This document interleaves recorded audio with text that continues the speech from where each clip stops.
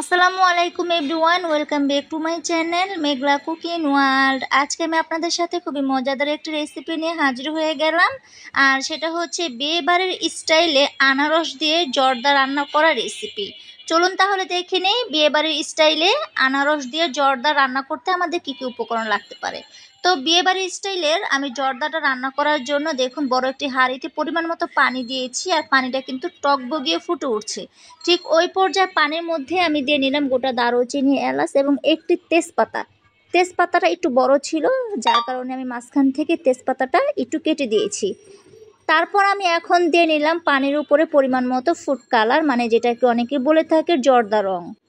তো সব কিছু দেওয়ার পর একটু দেখুন আমি কিন্তু পানিটা একটু খুব ভালো করে জর্দা রঙের সাথে নাড়াচাড়া দিয়ে মিশিয়ে নিচ্ছি।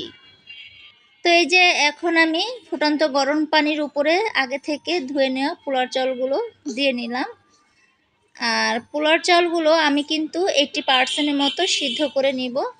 আজকে আমি জর্দাটা রান্না করছি পোলার চাল দিয়ে। আপনারা পোলার চালের পরিবর্তে বাসমতি রাইস দিয়েও কিন্তু জর্দাটা রান্না করতে পারেন। তো এই যে দেখুন পোলাও চালটা 80% মতো কুক করা হয়ে গেছে। এখন একটি চালনিতে আমি পোলাও চালগুলো ঝরিয়ে দিব। তো এখন জর্দা রান্না করব, সেই জন্য চুলায় একটি প্যান বসিয়ে দিয়েছি, আর প্যানের মধ্যে দিয়ে নিলাম জাস্ট অল্প একটু পানি। বিয়েবাড়ির স্টাইলের যখন জর্দাটা বাবুচিরা রান্না করে তখন কিন্তু তাদের হাঁড়িতে অল্প একটু পানি দিয়ে নেয়, এতে করে দেখা যায় জর্দাটা তলানিতে আর লাগে না। তারপর আমি দিয়ে নিলাম প্যানের মধ্যে আনারস, আর আনারসটা কিন্তু আমি ব্লেন্ডার করে তারপরে জুস তৈরি করে নিয়েছি, সেই জুসটাই কিন্তু আমি এখানে দিয়ে নিলাম।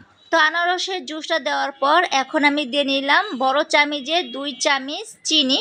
জর্দা তৈরি করার সময় চিনির পরিমাণটা একটু বেশি দিলে জর্দাটা খেতে ভীষণ ভালো লাগে।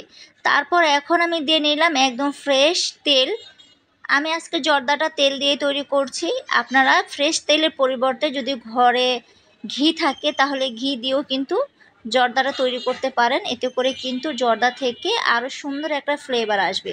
তো এই যে দেখুন, যাই হোক সব কিছু দেওয়ার পর আমি ভালো করে নাড়াচাড়া দিয়ে একটু মিশিয়ে খুব ভালো করে একটু জাল করে নিয়েছি। আর এখন আমি দিয়ে নিব আগে থেকে সিদ্ধ করে নিয়েছিলাম যে পোলার চালগুলো। তো সেই পোলার চালগুলো এখন দিয়ে নিলাম।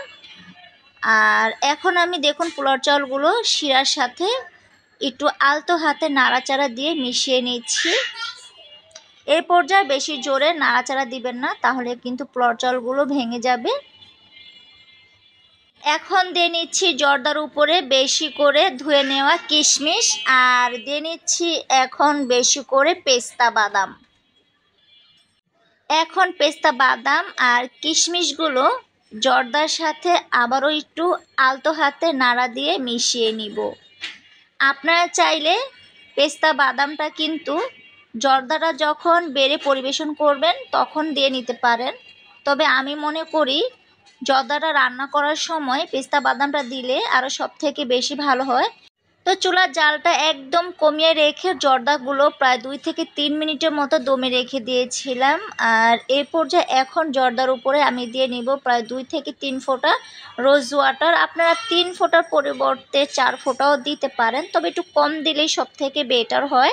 এখন আমি আবারও প্রায় 2 থেকে 3 মিনিটের মতো জর্দাগুলো ঢাকনা দিয়ে ঢেকে রাখবো।